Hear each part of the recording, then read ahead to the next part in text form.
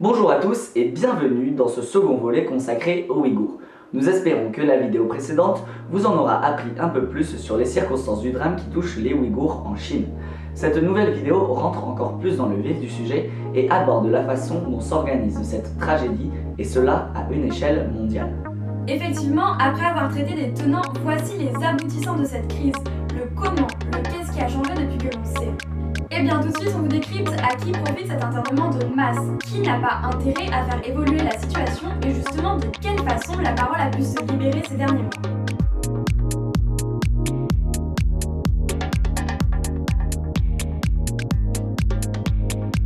Tout d'abord, il faut savoir que depuis 1930, une convention fondamentale nommée Convention 29 interdit toute forme de travail forcé ou obligatoire.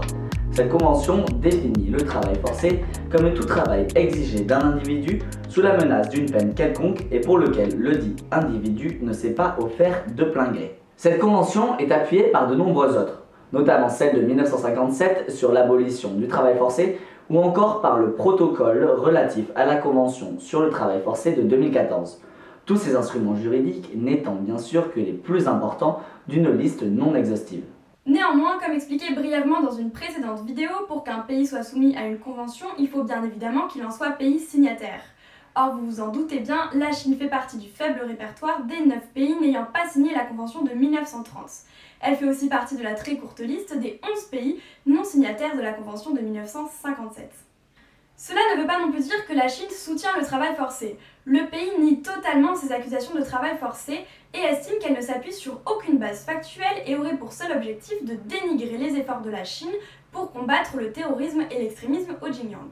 Selon cette étude menée par l'Institut australien de stratégie politique, plus de 80 000 Ouïghours ont été utilisés entre 2017 et 2019 dans des usines au service d'entreprises dans le textile, dans l'automobile ou encore dans la technologie. Car bien entendu, la Chine n'est pas la seule responsable de l'organisation de ce travail forcé. Sans l'appui d'acteurs mondiaux, cet esclavage moderne des Ouïghours n'aurait sans doute aucun sens. Selon cette même étude, c'est donc 83 marques connues mondialement qui, à un moment donné de leur chaîne de production, font appel à des usines employant de force des Ouïghours.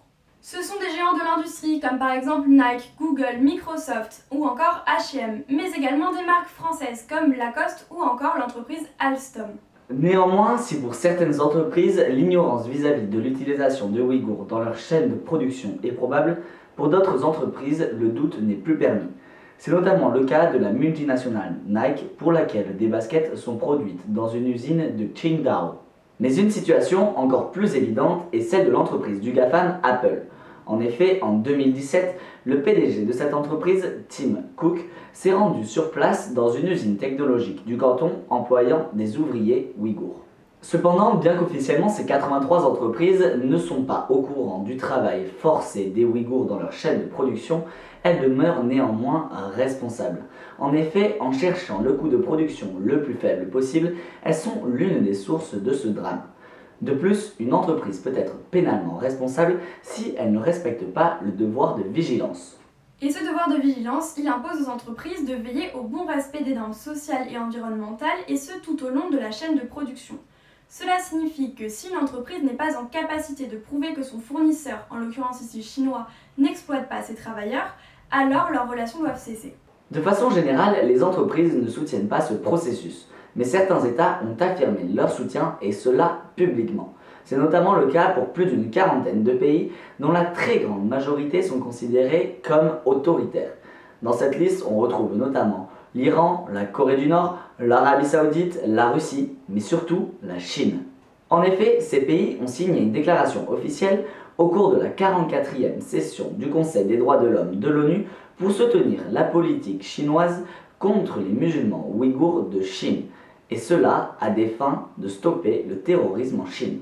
Pour ce qui est de l'Occident, c'est plutôt son absence de positionnement qui a été reprochée. Le soutien politique et juridique, celui dit des puissants, a donc bien manqué aux Ouïghours ces dernières années. Pourtant, il y a un domaine dans lequel ils trouvent un soutien massif. En effet, là où la mobilisation a été phénoménale, c'est bien dans le domaine du virtuel, le domaine des réseaux sociaux, dont la portée a été étonnamment beaucoup plus importante que ce que l'on aurait pu penser. Elle a bien dépassé nos écrans de téléphone portable. Déjà, il faut saluer le courage de tous ces Ouïghours qui, pendant quelques instants, ont réussi à libérer leurs paroles pour montrer la réalité des camps. On parle bien sûr des familles des victimes, des exilés en Europe, mais aussi de ces personnes toujours internées qui ont réussi à faire passer quelques images de leur quotidien. C'est le cas du mannequin Merdan Gapar, déjà condamné en 2018 à 16 mois de prison pour vente de cannabis, des faits qu'il nie catégoriquement et qui seraient inventés par les autorités. Il est de nouveau arrêté en décembre 2019. En clair, un mois après sa libération de prison, sans explication, il part pour les camps d'internement. Réussissant à s'emparer d'un téléphone dans l'enceinte même du camp, il envoie des messages à sa famille pour expliquer son calvaire. Il y raconte lui aussi des minuscules pièces, les humiliations ou encore l'endoctrinement et les violences. Mais début 2020, son témoignage prend une toute autre dimension. Mis à l'isolement dans une infirmerie pour cause de forte fièvre en prévision du coronavirus, il parvient à filmer les camps d'internement. La vidéo dure 4 minutes 38. On peut y voir les bâtiments correspondant au camp d'internement, ainsi que le fait qu'il soit enchaîné à un lit d'hôpital, et ce en plein hiver, les fenêtres laissées ouvertes de force. Mais depuis cette vidéo, les proches du mannequin n'ont plus de nouvelles, et ce depuis plus de 6 mois. Une vidéo donc prise au péril de sa vie et que sa famille a hésité à divulguer. Elle pourrait tous les mettre en danger. Pourtant, ce post a permis de mettre un visage sur ces persécutions, et le hashtag #FreeMerdanGapar a pris une véritable ampleur en Chine. Aussi, beaucoup de vidéos TikTok, le réseau social chinois, ont été réalisées par la population chinoise pour soutenir les Ouïghours.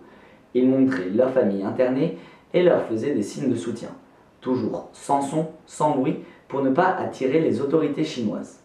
Aujourd'hui, ils sont tous portés disparus et leur compte TikTok est supprimé. Mais ces actions ont touché la population du monde entier comme en France. En effet, fin 2019, le compte Instagram ouïghour.news apparaît. Ce compte a été créé par l'eurodéputé Raphaël Glucksmann et par la présidente de l'Institut européen des Ouïghours, Dilnur Reyhan. Son but, rapporter toutes les informations en rapport avec l'internement des Ouïghours en Chine, mais également de mener des politiques pour stopper ces répressions.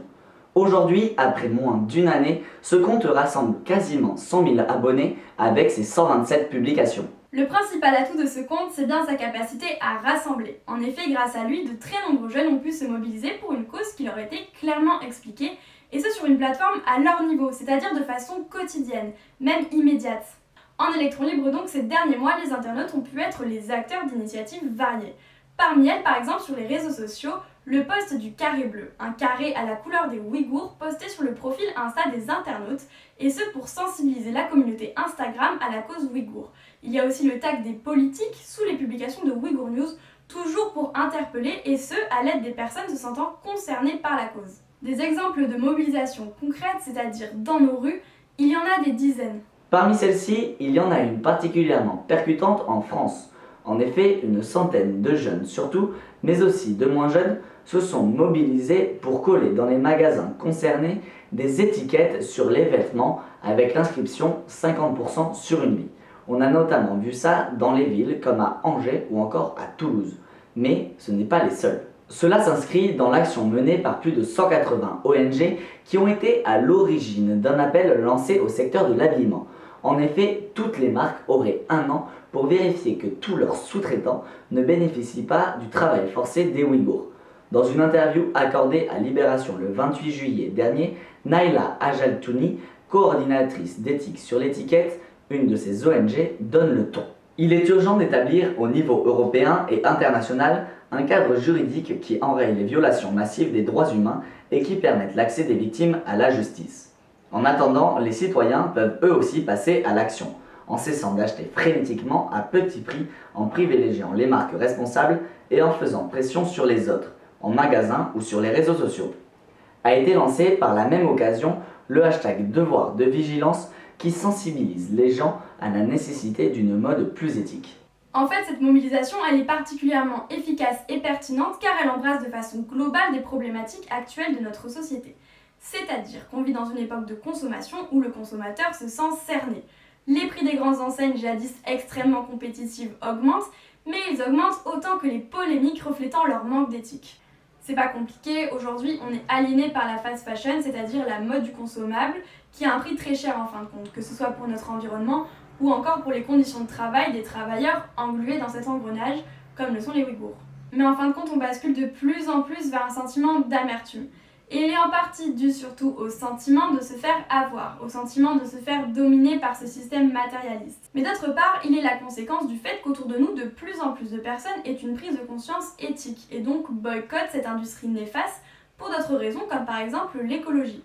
Le cri de cette révolte ouïghour, il a donc une portée bien plus importante que ce qu'on aurait pu penser.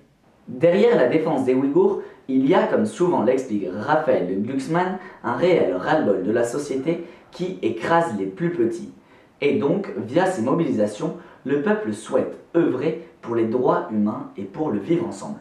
D'autre part, ce rassemblement a été catalysé également par les personnalités publiques, et cela dans une multitude de domaines, que ce soit dans la musique avec Medine, Maes, Dadju, ou encore dans le cinéma avec Omar Sy, Leila Bakhti, mais plus influent encore, le footballeur Franck Ribéry ou l'influenceuse Alix Demoineau. De plus, Zara Larsson a, elle, stoppé toute collaboration avec Huawei suite aux révélations sur les camps. Par conséquent, au-delà de rassembler, cette mobilisation a des incidences concrètes. Contre ces marques, le député Raphaël Glucksmann a donc rédigé des courriers, demandé des entretiens et exposé tout ceci sur sa page Ouïghour News. Cette pression politique mais surtout médiatique ayant pour conséquence une dégradation de l'image de ces marques. Point très positif, cela a donc poussé certaines marques à couper court à cette situation. Adidas a été la première marque à stopper toute relation avec ses fournisseurs et sous-traitants mettant en œuvre le travail forcé des Ouïghours.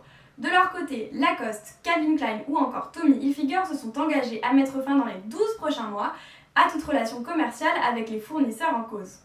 Malheureusement, toutes les marques ne répondent pas de manière positive à cet appel et c'est par exemple le cas de Nike qui a refusé toute exigence visant à l'empêcher de travailler avec ses fournisseurs. Les conséquences sont aussi politiques.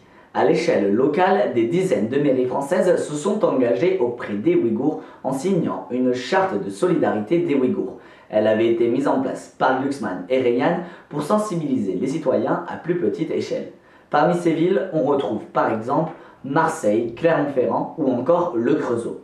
Début octobre, une pétition rassemblant plus de 220 000 signatures a été déposée à l'Élysée par l'eurodéputé. Restée sans réponse, elle est le symbole parfait de l'inaction de nos gouvernements. Un silence qui devient pesant. Finalement, de son côté, Dino Reyhan crée cet automne le collectif de solidarité ouïghour à l'Assemblée nationale, composé de 53 députés issus de la gauche. C'est le premier groupe parlementaire de soutien aux Ouïghours, et dans ses membres, on peut par exemple compter Boris Vallaud ou encore Clémentine Autain. Une lueur d'espoir peut-être pour que finalement l'Europe affirme sa position dans cette bataille contre l'exploitation d'une minorité. D'ailleurs, on se retrouvera très prochainement pour suivre les avancées politiques de la mobilisation pour les Ouïghours. Les positions d'une Europe et d'une France timides auront-elles changé? Qu'en est-il de la communauté internationale ou encore du furieux géant américain? Et surtout, est-ce que la Chine aura apporté des réponses? A très bientôt pour un nouvel épisode sur la Cave Nomade.